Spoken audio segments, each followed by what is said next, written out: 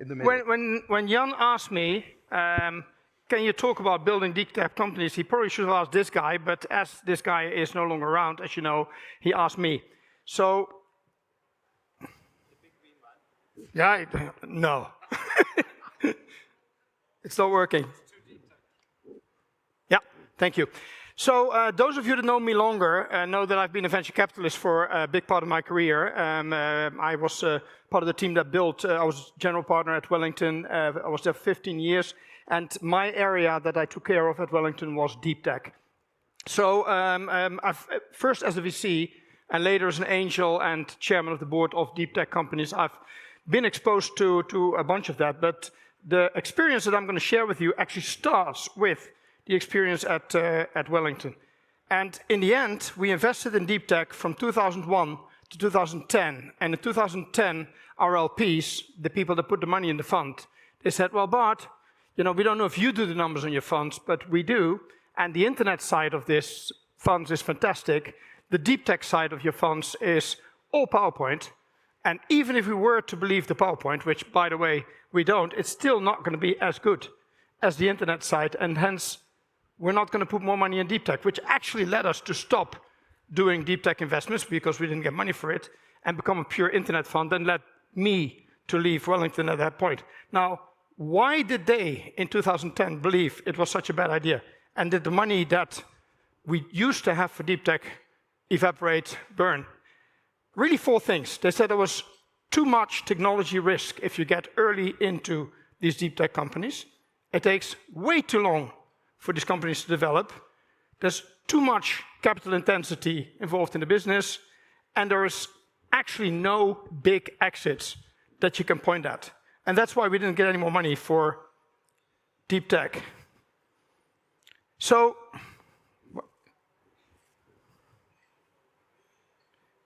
I think that maybe Einstein would say that there was a bit of it's also not super easy for LPs to understand the kind of stuff that we were doing. So why then bother doing deep tech? Because obviously, subsequently I left Wellington, and I've now for the last 7 years been involved in deep tech companies as a chairman. And why would we want to do that? And to quote someone else, Peter Thiel, 140 characters is not enough. You know, people promise us flying cars, and we get 140 characters, and why is that fair? So we do actually want rockets to take stuff to space which are fueled by renewable fuel. We do want to build things, you know, ground up, 3D printing, so that we actually save on materials. We do want the next generation solar cells, so we get even more energy out of the solar cells at even lower costs, so we can drive the energy transition. We do want nuclear fusion to power the baseload in the grid. And actually, Peter Thiel's right, we do want flying cars, and we want the flying cars to be electrical. So, going back to the points that were made to us, too much technology risk. One of the big things about tech founders, especially when they are early and they're very technical, is that they think that their technology is everything. They need to solve everything, and there's maybe a couple of small things around that to create a solution that works for a customer. Whereas, in reality, do you really need to do all of that yourself, or can you find a model where you find partners which take much more of the things that you need to solve, and you focus on the one thing, the piece of the apple that you can actually chew, and you get other people to do. Good example is, if you have a technology company and you develop a technology, do you really want to manufacture the technology? Or can you find partners that can do the manufacturing for you?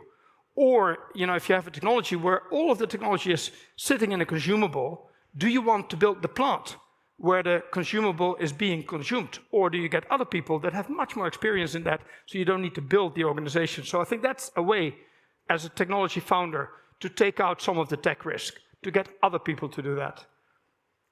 The too much capital, there's many other ways to fund a company than purely venture capital. So obviously, find other ways to fund a company, then you have less equity that you need in the company, and as a result, you get a better return on the equity that is deployed. So thinking about that, you can bootstrap a company, you can get grants that you get into the company, in particular in Europe, for deep tech companies, there's an enormous amount of government funding available that you can tap into. Basically, non-dilutive capital, no strings attached. The partnerships are also people that can actually put money towards your technology and get you there. And of course, there's debt. When you get a little bit further, there's a lot of the funding that you, today in particular, in renewables, you can get a lot of the deployment, you can get funded by debt. Takes too long? True. Having said that, many great companies took a long period of time. Oracle took 9 years to IPO, SAP 16, Microsoft 11, and Spotify, which is a deal that I myself had the privilege of bringing to Wellington, was 12 years to IPO. None of these were particularly bad investments. They were all very good investments. So the fact that it takes long, frankly, if you don't have the patience, you don't like the heat, don't get in the kitchen, you don't have the patience for the time it takes to build a great company, it will take 10 years, it will take 12 years. Don't get into venture at all. Deep tech, yes, it may take a little bit longer, but it's not so different from building a great company in other technology areas. The no huge exit comparables, the last point that people made to me always, the good news there is this is actually changing rapidly. So I just put a couple of the companies out that in the recent past did big exits. Of course, a bunch of them were spec-driven, Desktop Metal, Markforged in the 3D printing area, and Archer, and I thought I had a Joby, yes, I have Joby on there as well. Rocket Labs, $4.5 billion to respec in the rocketry space, Fisker, so plenty of companies. Cirrus Power, more than £2 billion these days. So plenty of big exits that are there today, which is actually going to take that argument, I think, away for us. So that is where, if I turn back the clock by now 12 years ago, when in 2010 people were telling me we don't want to put money into deep tech, I think that the arguments that then applied, by and large, have gone. So the last thing that I would leave you with is, what do you do inside the company? And so what makes a great company? And I think I've actually heard, so I've over the past 25 years, I've been in tech for 25, actually probably by now it's 30 years, but I've been exposed to a number of companies that became what I would like to call hyper-growth companies. So companies that became billions of revenues in a very short period of time.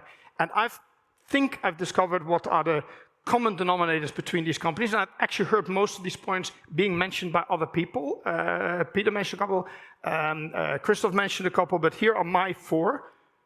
So the first one is, you do need to have a long-term strategy, but in order to focus your team, you need to tell the people what are the things that they're going to do now, and hold them accountable. So I say quarterly. And by the way, to be clear, long-term in tech, 3 years, maybe 5 years, right? Not 20 years, clearly. High clock frequency, so do things fast. There was someone else said it as well today. I mean, all the companies that I've been part of that were quick, they moved extremely quickly, made mistakes, didn't matter because they did so many things that even though 20% of things didn't go well, they weren't deliberating, forever on different things.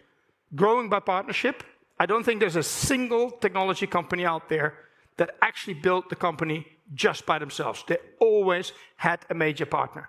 And the last thing is have the right team at all times, which means actually that you need to change the team over time. And the good thing about a startup is changing a team doesn't necessarily mean firing people, because you're growing all the time. So as long you bring other people in that take the new roles that are required, that bring new skills, new talent in, then if people are happy to take a different role, I think everyone can be happy. So that will be my summary of how you build a deep tech company. Thank you very much.